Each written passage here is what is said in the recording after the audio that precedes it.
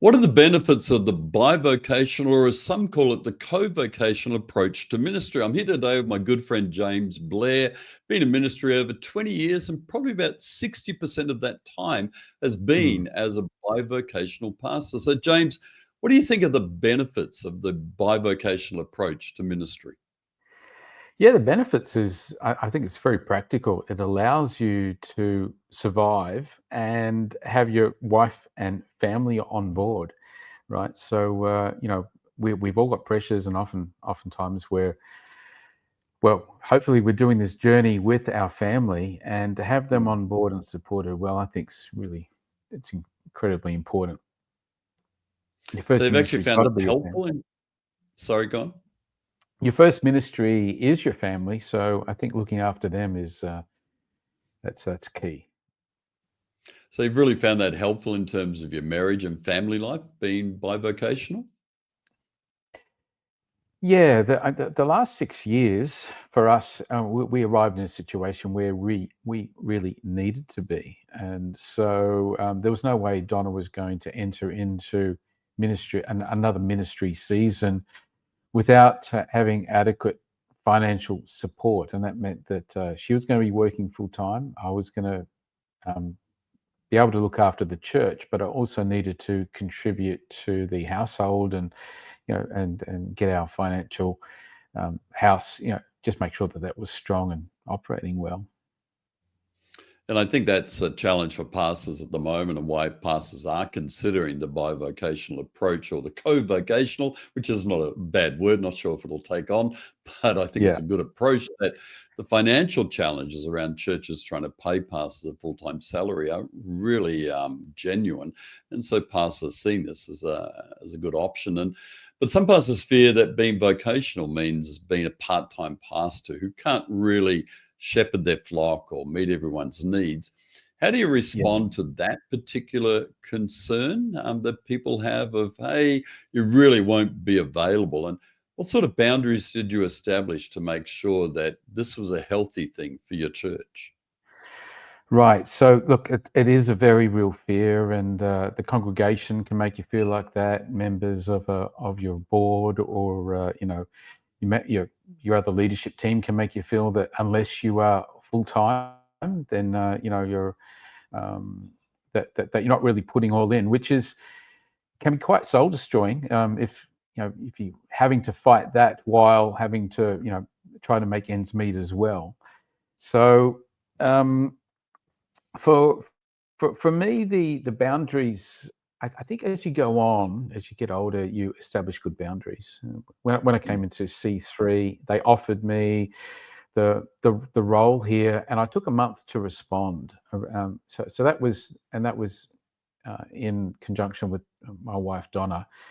And when I came back to them, I said, "Sure, I'd love to do the job, love the church, and really um, have enjoyed serving here in my current capacity anyway.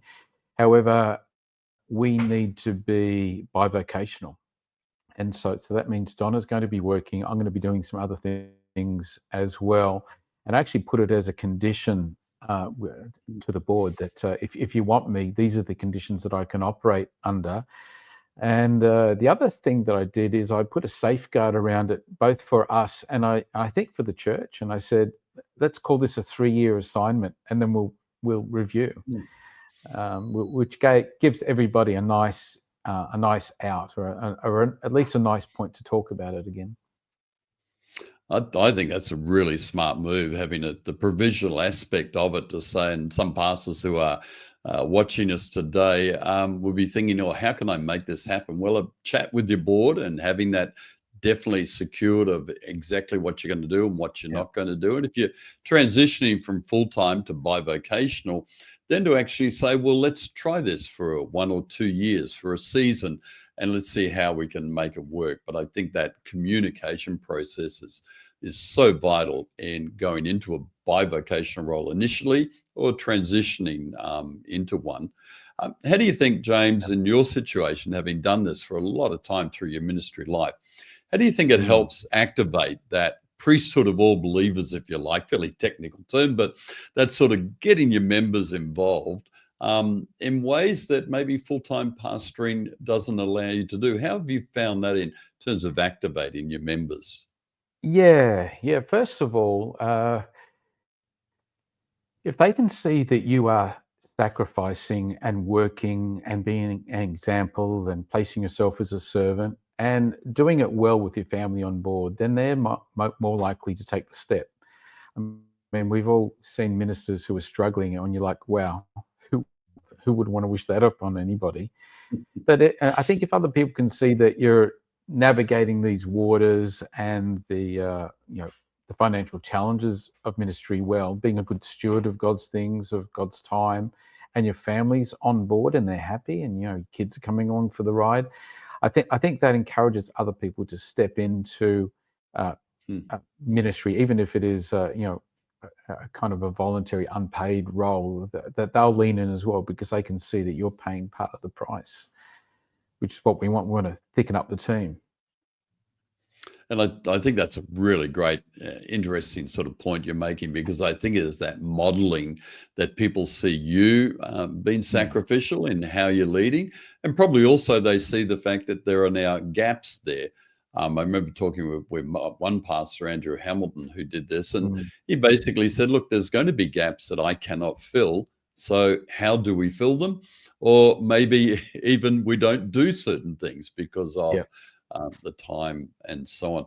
I'm really interested, James, that you've often mentioned through our chat about your family, and obviously that's been a real consideration for you.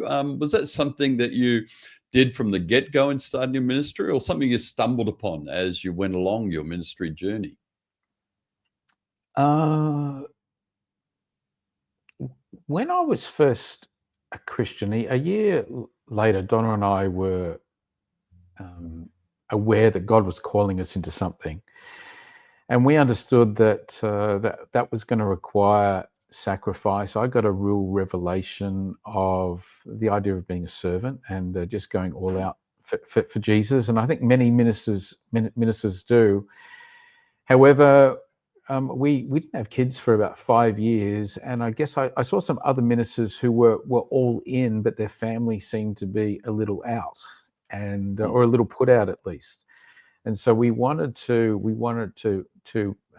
make sure we were aware and catering for that. And so, making time for family holidays, making time to uh, let the kids know they weren't add-ons, but they were integral to all that was going on. I'd look for opportunities to bring them on mission trips and uh, different things with us, and we just determined to have fun. And Donna was definitely a core part of that. I mean, she would have, she did pull me up at times when I was running ahead of the family, or a little independent. So she was very good at keeping me straight and on the straight and yeah. narrow.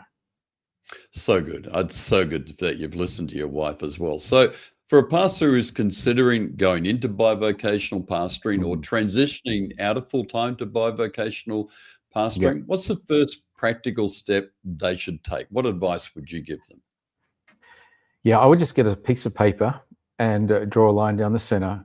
On one um, on one side, I'd write the word is, and on the other side, I'd write is not, and then just have the Mm, chat with your wife. This is that. It's not that. And that just provides clarity. And as you're writing it down, if you're disagreeing on something, then you need to work that out, right? And maybe you need to work it out with friends, or with prayer, with time, maybe even with headship or the board. But it enables it to be clear on a piece of paper, something you can stick to. And you might even put a time bracket around that. But I think that's just a very practical way of scoping bivocational ministry and this season mm. of your ministry. I love that. That's so practical, because it also helps you face the fears that you might have as a pastor about bivocational ministry. And if you're checking out bivocational ministry, but you're a bit worried or anxious about it, have a Mm. look at this interview I did with Andrew Hamilton, who was a bivocational pastor for a number of years, written a book about it. Check out what he says about facing the fears that you might have in bivocational ministry and feeling like just being a part-time pastor who can't meet everyone's needs. James, thank you so much for joining us today. Your story is an inspiration. Thanks so much. Thanks, John.